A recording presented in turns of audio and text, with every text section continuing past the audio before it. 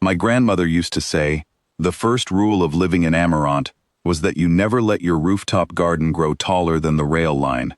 Not for beauty, not for zoning. Because from above, a city that looks ordinary looks dead, and a dead city is a city the Archon Vesa has no reason to look at twice. I didn't understand that as a child.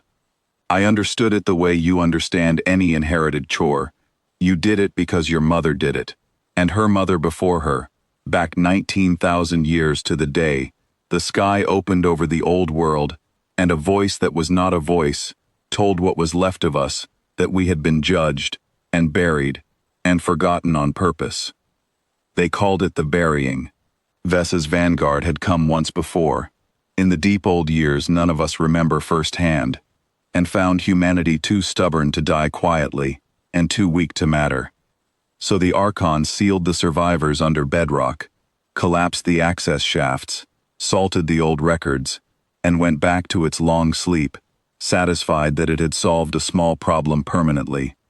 What it never accounted for was that a sealed door is not the same thing as an ending. It is a room, and you can build almost anything you want inside a room, for as long as nobody thinks to knock. We built for 19,000 years. Nobody up top ever saw it happen. That was the whole discipline of it, not the building, the not showing. Every generation of Cradle-born engineers learned the same lesson before they learned anything else. Strength you display is strength your enemy can plan against. So the true city grew downward and outward in total silence, layer under the ordinary surface district we let the sky see. And the only thing that ever crossed between the two worlds was labor, disguised as commerce, and patience, disguised as nothing at all. The old instructors ran the school children through a single exercise every autumn, and I did it myself at 9 years old without understanding what it was for. They'd walk us along the rail line and ask us to point out anything that looked too new, too capable, a drainage grate with a seam too clean, a transformer housing too quiet, and grade us on how much we could find wrong with our own city.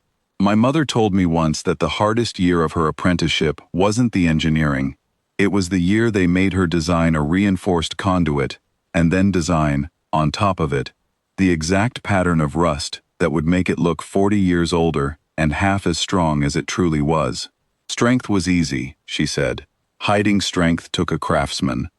That was the inheritance nobody wrote down anywhere Vesa could ever find it. Not a weapon, but a habit. 19,000 years of a whole civilization agreeing, generation after generation, to look smaller than it was. I lived my whole life on the surface district, in Amarant, in an apartment with a garden I kept trimmed exactly as tall as regulation and not one leaf taller. I worked the transit desk. I paid my rates. I did not know, until the morning the ground opened, that the transit desk itself sat on top of 11 kilometers of hardened shaft, and that half the people I nodded to on my walk to work had grandparents who'd helped pour the foundations of a fortress none of us were permitted to know we lived above. The vanguard came down out of a clear sky in the third week of harvest. 4 ships, lean and old-looking, the kind of hull design you only build when your empire has had the same enemies for so long it stopped bothering to improve the shape. They didn't come to conquer. I learned that afterward, from what the Defense Corps pulled out of the wreck logs. They came to confirm a filing. Vesa was stirring again, somewhere beyond the edge of anything I can picture, and before it woke fully, it wanted its oldest closed cases checked. Amarant was case number 1, a dead world, a tidy grave, nothing to trouble a waking god with. I was on my way to the transit desk when the sirens went, not the drill pattern we mostly ignored, but the second pattern, the one that meant stand still. Let the ordinary district look exactly as ordinary as it always had. I stood on my rooftop instead of taking shelter, because half of Amarant did the same, some old habit of watching overriding every drill we'd ever been given. We had spent our whole lives being told this morning might come, and now that it had, it looked at first like nothing at all. 4 dark shapes lowering out of a clear sky over the harvest fields, unhurried, almost bored, the way you'd approach a grave you had already dug, and only needed to check. I watched the lead ship settle into the harvest fields from my rooftop, close enough that I could see, through a neighbor's field glass passed hand to hand along the railing, the commander come down the ramp first. Vesikind don't wear their faces the way we do, but they wear worry the same, in the same places. The set of the jaw plates, the stillness before a decision. He looked at our low roofs and our unremarkable rail line, and I watched something in his shoulders ease, the way a man's shoulders ease when a long errand turns out to be short. Confirmed dead, confirmed buried, confirmed forgotten. He raised a hand to signal the ships behind him to stand down from readiness. That was when the ground began to move. Not everywhere, not violently. The cradle doesn't announce itself with an earthquake. It announces itself the way a tide comes in, so gradual you doubt your own eyes until you can't anymore. The harvest field the vanguard had landed in split along seams none of us had ever seen, because none of us were meant to, and the first platform came up through the soil like something surfacing for air after 19,000 years of holding its breath. Then the second.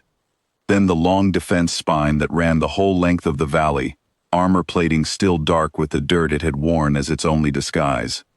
I watched the commander's hand stay raised, frozen. The stand-down signal never finished. I watched his crew stop moving entirely. And I watched, through that borrowed glass, the exact moment the wonder went out of his face, and something colder came in behind it. The specific, terrible arithmetic of a soldier, realizing the report he trusted was wrong, and that the mistake was his to answer for now, in the field, with no time left to send it up the chain for someone smarter to solve. He gave the order to lift off within the minute. I'll give him that. He was fast. He wasn't fast enough. The defense spine didn't fire on the ships in the air. I want to be honest about that, because for a long time afterward people told the story as if we'd simply erased them, and that isn't what happened, and it isn't what 19,000 years of discipline was for. The spine took their engines, not their hulls, grounded them, the way you'd ground a man rather than break him, because Vesa needed to hear from someone what its vanguard had found, and a story told by 4 burning wrecks tells nothing at all. It cost us the North Tower. I should say that plainly, because plain is what my grandmother would have wanted. The oldest standing structure in the cradle, the first thing our ancestors ever raised out of that sealed dark, took a return volley meant for the spine, and came down in about the time it takes to say its name. 6 people died in it. I knew 2 of them. The city held a vigil that ran for 3 nights, and nobody up top or down below spoke about victory during it, because it didn't feel like one, not with the tower gone, and the names still being read. I stood in that vigil next to a woman I'd worked the transit desk with for 11 years, and neither of us said the word victory once, not even quietly. What we said instead was, "Thank you," over and over, to people who couldn't hear it anymore, and I understood standing there that this was the other half of the discipline nobody had named for me as a child.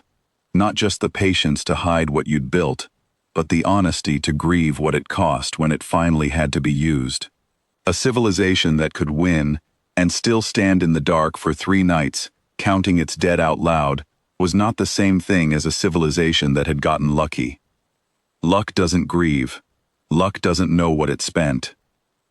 What I remember most isn't the ships grounded in the field, or the tower falling, or even the commander's face doing that slow, terrible turn from relief to dread. It's the silence after, when the surface district went back to looking exactly as ordinary as it always had, gardens trimmed to regulation height, rail line running on schedule, as if 19,000 years of patience could simply fold itself back down into a shape nobody would ever suspect twice. They took the Vanguard's commander and his surviving crew below, into rooms none of us will ever see, to tell Vesa what it needs to hear before it finishes waking. That the grave it dug is not empty, that the door it sealed was never a door at all, and that whatever comes back for the rest of the answer had better come ready to wait as long as we did. I still keep my garden trimmed to regulation height. I do it on purpose now,